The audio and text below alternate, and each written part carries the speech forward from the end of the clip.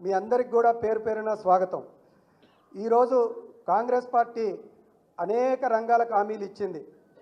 ఆశాలకు 18,000, అంగన్వాడికి 18,000, field అసిస్టెంట్లకు ఉద్యోగ భద్రత. మీరు కొంచెం కూర్చోండి. ఇక మరీ ప్రభుత్వ ఉద్యోగులకైతే స్వర్గం చూపించారు.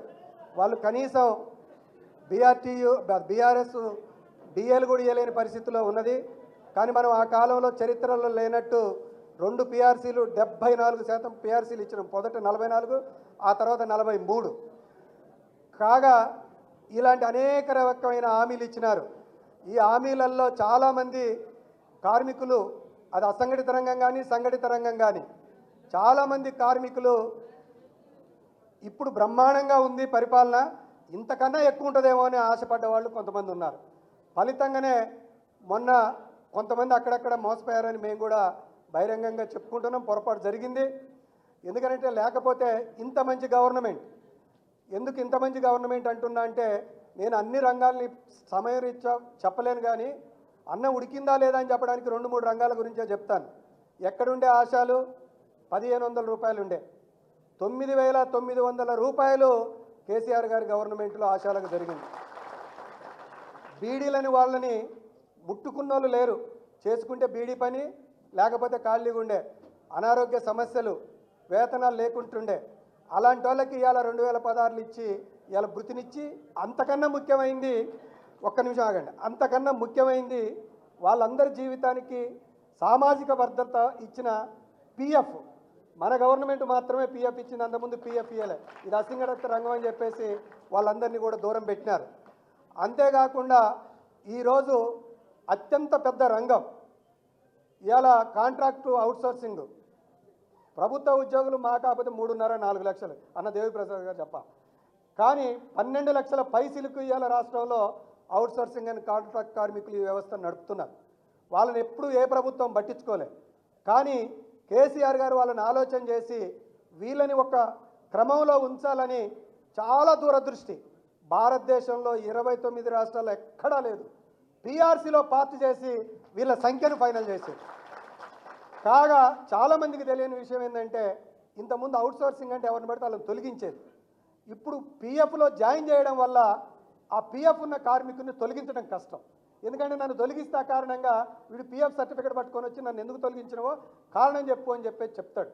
ఆ రకంగా ఒక ఉద్యోగ భద్రత, వాళ్ళని సమాజంలో లెక్కేయడం, జీతాలు పెంచేటప్పుడు ఒక క్రమపద్ధతుల్లో మేము వరుసలో ఉన్నామని చెప్పుకునే ఆత్మధైర్యం ఇవాళ అవుట్సోర్సింగ్ అండ్ కాంట్రాక్ట్ ఉద్యోగులకి ఇవాళ వచ్చింది. ఇలా కాకుండా చెప్పుకుంటూ పోతే ఇలా అనేక మందికి చేసినారు. అది అంగన్వాడికి చేయొచ్చు, అదే రకంగా మున్సిపాలిటీలో చేయొచ్చు, ప్రత్యేకంగా గ్రామ పంచాయతీ. ఒక్క మాట చెప్పి నేను మిగతా, ఎందుకంటే చాలా మంది మాట్లాడేవాళ్ళు కూడా ఉన్నారు, సార్కి కూడా వేరే టైం ఉన్నది. ఒక్క మాట మాత్రం చెప్తాం, ఎందుకంటే మేమంతా కష్టపడింది 10 ఏళ్లల్లా. గ్రామ పంచాయతీ ఉద్యోగులకు జీతాలు ఎవరిస్తారో తెలియదు. డబ్బులున్న పంచాయతీ ఇచ్చేది, డబ్బులు లేని పంచాయతీ ఇచ్చేది కాదు. ఈ విషయాన్ని ఆ రోజు కేటీఆర్ గారు దృష్టి పోతే 3-4 సార్లు మాట్లాడినారు. మాట్లాడిన తర్వాత వీళ్ళకి ఫండ్స్ ఎట్లా, వీళ్ళ భద్రత ఏంది అని మాట్లాడినారు. గ్రామ పంచాయతీ ఉద్యోగులకి ఫిక్స్డ్గా జీతం ఇవ్వాలి అని చెప్పేసి నిర్ణయించి బడ్జెట్లో మొట్టమొదటిసారి సుమారుగా 600 కోట్ల పైన పంచాయతీరాజ్కు కేటాయించిన గవర్నమెంటు మన భారతదేశంలో మొట్టమొదటిది. మిగతా రాష్ట్రాలు ఇవ్వలేదంటే చాలామంది మాట్లాడతారు, ఇచ్చినారు, కానీ బడ్జెట్ ఇవ్వలేదు. వాళ్ళకి జీతం ఫిక్స్ చేసి ఆ ఫిక్స్ చేసిన జీతం గ్రామ పంచాయతీలకు ఇవ్వాలని ఇతర రాష్ట్రాలు ఇచ్చినారు. ఓన్లీ మన తెలంగాణ రాష్ట్రంలో మాత్రమే గ్రామ పంచాయతీ ఉద్యోగులకి జీతాలు ఇస్తూ, చాలా గ్రామ పంచాయతీలు వాళ్ళకు వచ్చే ఫండ్స్ నుంచి సరిపోదు కాబట్టి ఎలా వీళ్ళకి జీతాలు ఇవ్వాలి అని అంటే మన బడ్జెట్లోనే వాళ్ళకి కేటాయించండి అని చెప్పేసి ఆ రకంగా వాళ్ళకు కూడా జీతాలు ఇచ్చినారు. అలానే కాకుండా ఇవాళకి అనేక రకంగా రంగాలు ఉన్నాయి. విఆర్ఏలు ఉన్నాయి. విఆర్ఏలు 16-17 వేల మంది రాష్ట్రంలో. ఏ ఒక్కరూ వాళ్ళని పట్టించుకోలే.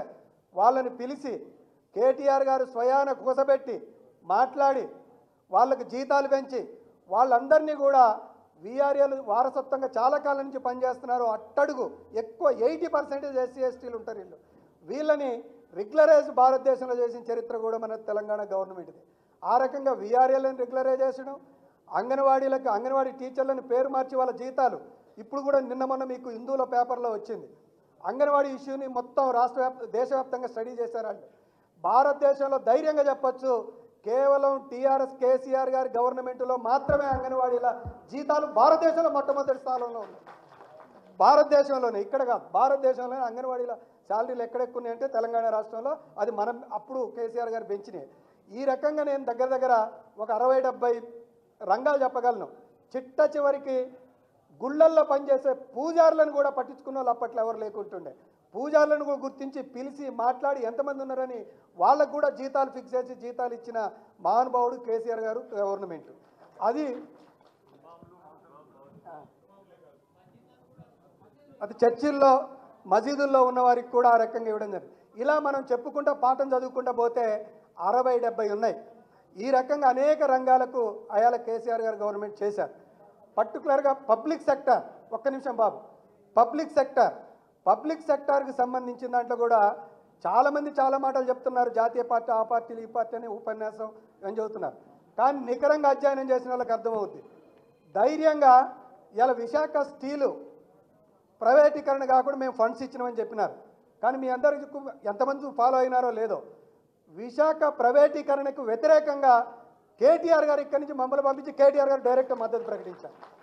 ఆ రకంగా, ఎందుకంటే అక్కడ పోరాటాల్లో ఇవాళ వాళ్ళు మాట్లాడుకుంటున్నారు, మేము కూడా వాళ్ళకి చెప్తున్నాం. ఇవాళ విశాఖ స్టీల్ ప్రైవేటీకరణ ఆగింది అని అంటే కేవలం వాళ్ళ మొత్తం అక్కడే కాదు, తెలంగాణ సమాజంలో ఆనాడున్న తెలంగాణ గవర్నమెంటు సంపూర్ణమంతం ఇచ్చింది. అక్కడున్న గవర్నమెంటు ఏమి ఇచ్చినా ఏమైనా మన గవర్నమెంట్ వాళ్ళకి ఎందుకు తట్టింది, మేము మీ వెనకాల ఉంటామని చెప్పింది. ఆ రకంగా కేటీఆర్ గారు వాళ్ళకు సపోర్ట్ చేశారు.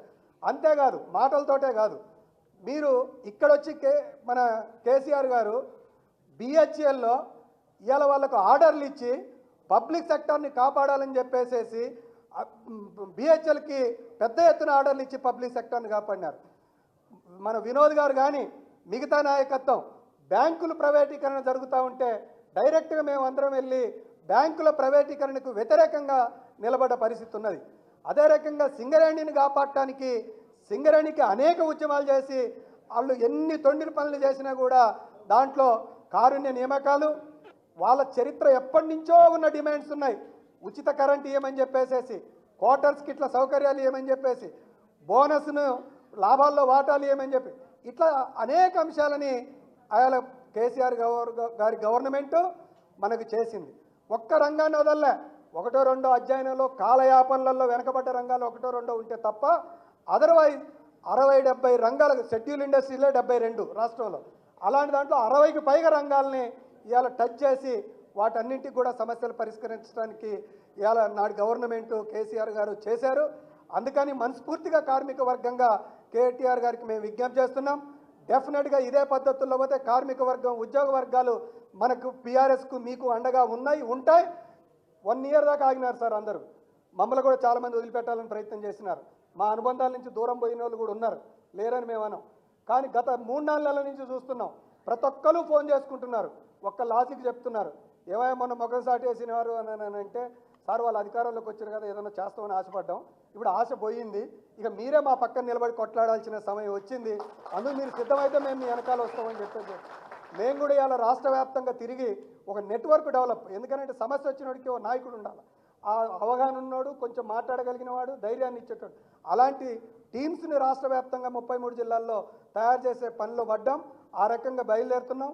రంగాలు కూడా రాష్ట్ర వ్యాప్తంగా ఉన్న రంగాలు, అది ఏ రంగమైనా కానివ్వనండి, ప్రభుత్వం లింకుగా ఉన్న రంగాలు కొంచెం తగ్గినట్టుగా కనపడతాయి. కారణం ఏంటంటే ప్రభుత్వమే. ఇప్పుడు వాళ్ళందరికీ మేలుకు వచ్చేసింది, మేలుకు వచ్చి అందరూ ఎదురు తిరుగుతున్నారు. ఎదురు తిరగకపోతే వీళ్ళు ఇచ్చిన మాట ఇటనే కాలం గడుపుతారు అన్నట్టుగా ఉంది. కేసీఆర్ గారు పీరియడ్ అట్టలేదు.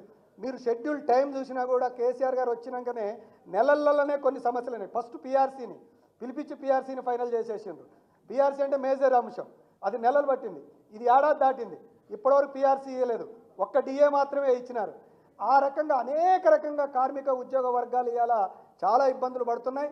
మేము కూడా మీ ధైర్యంతో కార్మిక సంఘాన్ని, ఉద్యోగ సంఘాలని ఆర్గనైజ్ చేసి ముందుకు తీసుకుపోయే ప్రయత్నం గట్టిగా చేస్తున్నాం.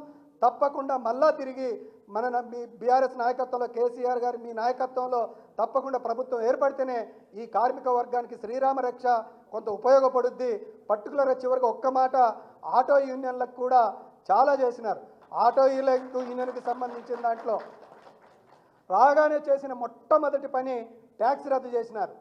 ఆ తర్వాత కాలంలో మైనార్టీ నుంచి 1000-1500 కార్లు ఉచితంగా మనం వాళ్ళ మైనార్టీలను గుర్తించి ఇచ్చినాం. ఎస్సీ కార్పొరేషన్ నుంచి ఇచ్చినాం. ఆ రకంగా ఇవ్వడమే కాకుండా చిట్ట చివరికి అందరి కార్మికులకు ఉపయోగపడే ఆటో వాళ్ళకి అంతకుముందు గవర్నమెంట్ బంద్ పెట్టినాయి. మనం వాళ్ళకి బీమా కట్టి 5 లక్షల బీమా, ప్రమాద బీమా ఆటో డ్రైవర్లకు మనం ఇవ్వటం అనేది జరిగింది. ఇప్పుడు ఏం చేస్తున్నారు? వాళ్ళు 12,000 చెప్పినారు, 12,000 ఇవ్వలేదు. ఉన్న 4 మంది అయితే కొన్నాళ్ళకు మంది అయితే ఉన్నాళ్ళకు పోయినట్టు ఇప్పుడు వాళ్ళని ఏమంటున్నారు? డీజిల్ ఆటోలందరూ కూడా outer ring road out side అని చెప్పి చెప్తున్నారు. ఆ రకంగా లక్షలాది మందికి ఉపాధి పోయే ప్రమాదం మన కళ్ళ ముందు కనపడతా ఉంది. మిగతా వాళ్ళు ఎవరికి కూడా ఏ ఒక్క కార్మిక సంఘాన్ని కేసీఆర్ గారు ఉద్యమం చేసి ఆ వయసులో అధికారంలోకి వచ్చి కార్మిక సంఘ నాయకుల్ని పిలిపించి 1-2 గంటలు, మమ్మల్ని అయితే వీఆర్ఎల్ 4 గంటలు కూసబెట్టి మీ సమస్యలు చర్చించినారు. ఇప్పటి వరకు ముఖ్యమంత్రి ఒక్క రంగాన్ని పిలిచి ఆ రంగం మీద అవగాహన పరుచుకొని దాని సమస్య పరిష్కరించడానికి పిలిచిన ఎక్కడ ఒక్క ఎగ్జాంపుల్ లేదో ఒక అవకాశం కూడా లేదు. ఆ మెమోరాండాలు తీసుకుని మంత్రులలో ఏవో మంత్రి ఆ మంత్రి మెమోరాండాలు తీసుకునే పనిలో ఉన్నారు తప్ప కూర్చొని చర్చించి పరిష్కరింది. అప్పుడు ఎన్ని రంగాల మీద కూర్చున్నారు, పిలిచారు, భోజనాలు పెట్టి ఆ రకంగా సమస్యలు పరిష్కరించిన సాంప్రదాయం ఉంది. అదే పద్ధతుల్లో భవిష్యత్తు కూడా మళ్ళీ తిరిగి మీరు రావాలి, అది కావాలి అని చెప్పేసి మేమందరం కూడా కోరుకుంటున్నాం. ఈ సందర్భంలో మీరు మా క్యాలెండర్ ఇనాగ్రేషన్కి వచ్చినందుకు కూడా మీకు, మీ సహచర మొత్తం నాయకత్వానికి నేను బీఆర్టీ తరఫున మనస్ఫూర్తిగా స్వాగతం, నమస్కారాలు తెలియజేస్తూ మా నాయకులు ఒక్క 4 2 నిమిషాలు మాట్లాడతారు ఆ రంగాలకు సంబంధించింది. క్యాలెండర్ రిలీజ్ చేసిన తర్వాత